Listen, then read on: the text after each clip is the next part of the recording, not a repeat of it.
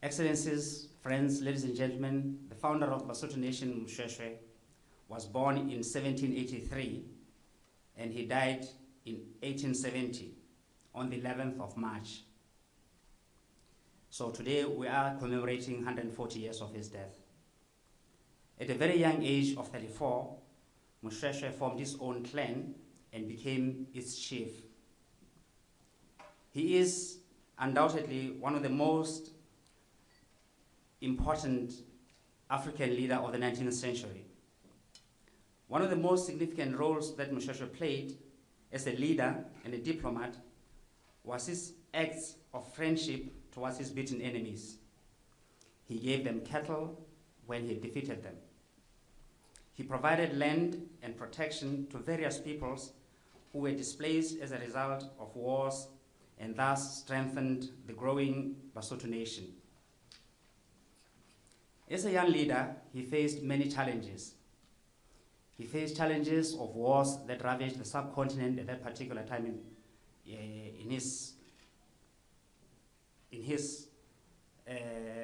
at the time when he was becoming a leader. Wars that ravaged the subcontinent, which resulted in the displacement of people. There was drought and hunger. He faced challenges of the settlers who traveled from the Cape to the north and who wanted to annex part of his territory. Challenges faced by the British Crown Colony, who wanted to make influence in Lesotho and the sub-region so that they could be part of the British colony. He also faced challenges of cannibalism, which were rampant at that time during those wars. It is out of this daunting task that this young leader was born. It is during this period that he showed his great leadership qualities of humility, magnanimity and reconciliation, diplomacy, love, forgiveness, empathy, and multicultural leadership. He pardoned the cannibals who, amongst other things, they had killed and murdered his grandfather and gave them cattle and fields to plow as a sign of reconciliation for them to make sure that they can live a meaningful life within the societies. He gave cattle to his defeated enemies because he thought the reason why they went to war was because of hunger. He provided protection and shelter and food to the displaced people and to different tribes who were scattered around the region as a result of wars which were being fought by Shaka the Great or the Zulu.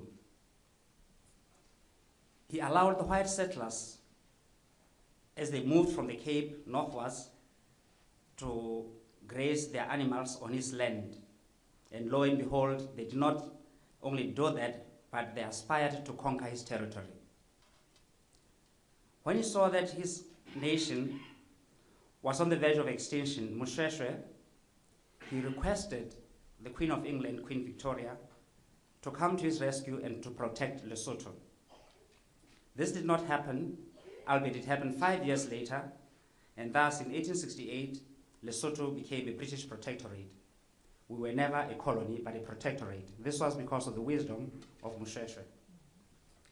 Moshoeshoe is undoubtedly one of the most influential and great African leaders of the 19th century, whose legacy will remain, and his style of leadership has been adopted by many others, like the likes of Mandela and Tutu, and of course, de Klerk, of unity, reconciliation, forgiveness, and magnanimity. For us as Basotho, we may say that we lost a lot. We lost land, we lost the power, and a lot of things. But what we gained in the end is what made us, is what we did not lose. What we gained is in the end, but what we gained in the end is what we did not lose. Our pride, our own autonomy. We lost land, but we gained self-esteem. That is the Basotho. If one person can ever be attributed with a national philosophical shift, then surely Moshoeshoe must be one of these who did instill in a nation a new sense of identity, that the sovereign nation with a Basotho sense of national pride and a self-worth emerged can largely be credited to that one man, Moshoeshoe. Moshoeshoe can be seen, amongst others, as a model of African leadership from which we can all draw inspiration as well as valuable lessons to inform our response to many of the national, continental, and indeed global challenges that we face today. Friends, Excellencies, before I conclude, I would like to invite you as you celebrate one of the greatest sporting events in the next couple of months in South Africa, the FIFA 2010. We'd like you to visit the region. As you visit South Africa, we'd like you to visit Lesotho, Botswana, Swaziland, Namibia, Malawi, Mozambique, Angola, and all those other SADC countries, so that you, Mauritius, you can be able to experience our greatest hospitality, of which we are very much renowned. We would welcome you so that you can be able to see, not only enjoy football, but our rich natural and cultural heritage. You will be most welcome. Excellencies, ladies and gentlemen, I now have the honor to introduce the Member of Parliament and the Chairman of the Committee on Tourism of the German Bundestag, Herr Klaus Bramisch.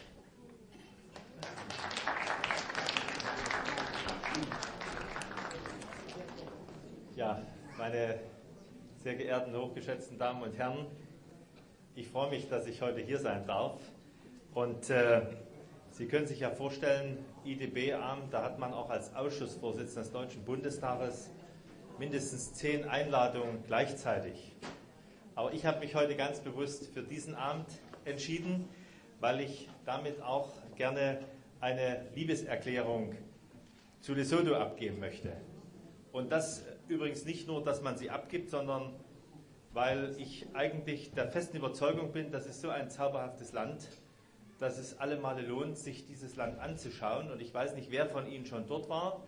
Ich war zumindest in Lesotho und ich war begeistert, sodass einem eigentlich die Worte fehlen. Und dies möchte ich, sehr geehrter Botschafter, meine hochgeschätzten Exzellenzen, Vertreter der Ministerien, Touristiker und Gäste, versuchen, in einigen Worten hier und heute zusammenzufassen.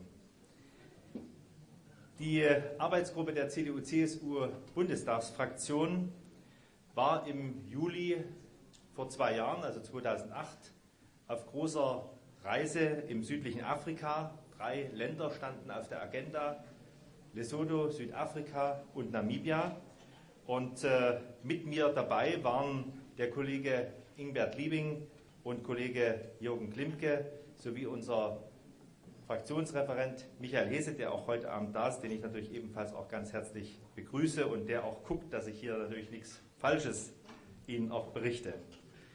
Warum sind wir als Touristiker nach Südafrika gefahren? Ein ganz einfacher Grund, kein geringerer als unser Bundespräsident Horst Köhler sprach in einem Besuch des Ausschusses in seiner Residenz davon: Vergesst Afrika nicht, versucht Afrika stärker auf den Schirm zu nehmen, nicht nur über Entwicklungshilfe zu reden, sondern vor Ort zu sein und den Vertretern der afrikanischen Staaten Rückenwind persönlich zuteil werden zu lassen bei ihrem Weg in dieser Internationalität der Wirtschaft, der Finanzpolitik, aber natürlich auch der zwischenstaatlichen Zusammenarbeit insgesamt.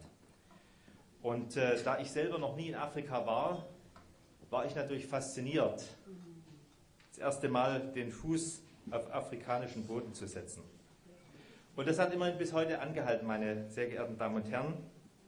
Ich habe dann im Anschluss sofort mich noch stärker engagiert in der Afrikapolitik. Ich bin also Mitglied im Freundeskreis der CDU-CSU-Bundestagsfraktion für Afrika, was unser Kollege Fischer leitet und wo, glaube ich, nächste Woche ein großes Meeting stattfindet, Business mit Afrika.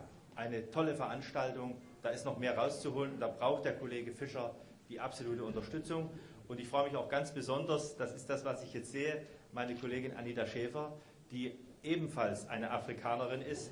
so wie ich auch geworden bin, nämlich sich ganz stark zu engagieren, alles was das Thema Afrika hat, ob das Verteidigungspolitik ist, ob das Entwicklungshilfe und Tourismuspolitik ist. Und meine Damen und Herren, für uns war natürlich wichtig, selber vor Ort zu erleben, und wir haben diese 3 Länder, aber ganz besonders natürlich, und darüber möchte ich heute sprechen, Lesotho als gastfreundlich, weltoffen und ein außerordentlich tolerantes und charmantes Land kennengelernt.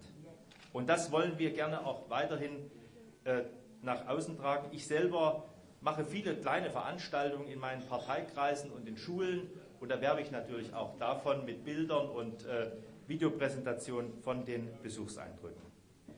Wir hatten dann das große Glück, ich weiß nicht, ob das jedem zuteil wird, aber einen Hubschrauberflug über das Land erleben zu dürfen mit den wunderschönen schneebedeckten Bergen und den wunderschönen Stauseen.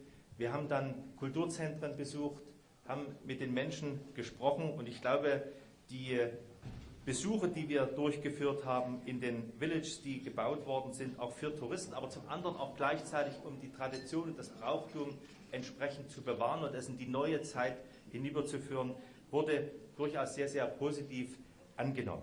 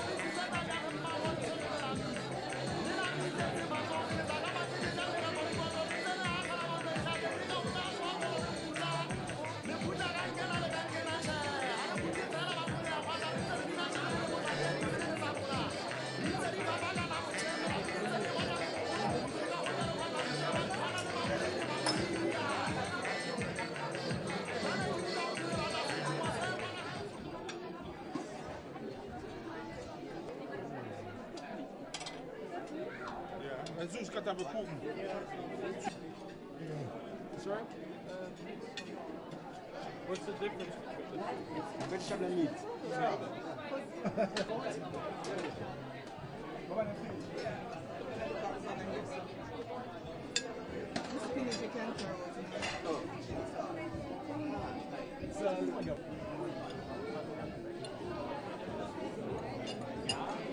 Bon appetit. Dankeschön. Good.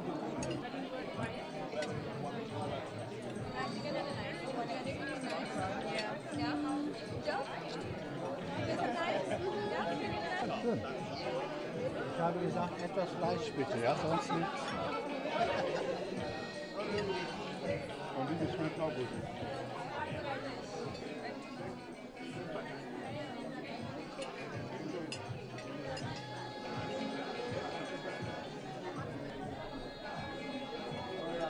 You're not eating? You're not hungry? No food? No food? Later, Kein later. Essen? Kein Essen? Later, okay. Okay. So Later. you, where you from?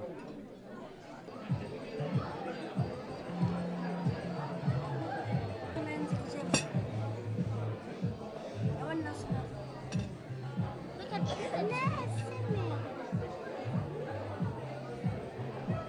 Hey, we could eat on this station.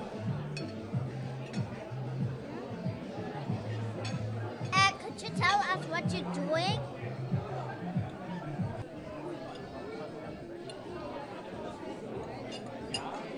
Bon appetit. Dankeschön. Good. Certainly, yes, but not necessarily Stellenbosch. We make it the glass after the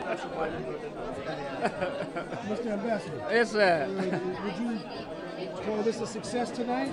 I think so. It was wonderful. Wonderful to have all these people here to know about Lesotho, and wonderful preparations that you have made to celebrate a great person, Moshoeshoe II, Moshoeshoe I, the founder of the nation, great leader.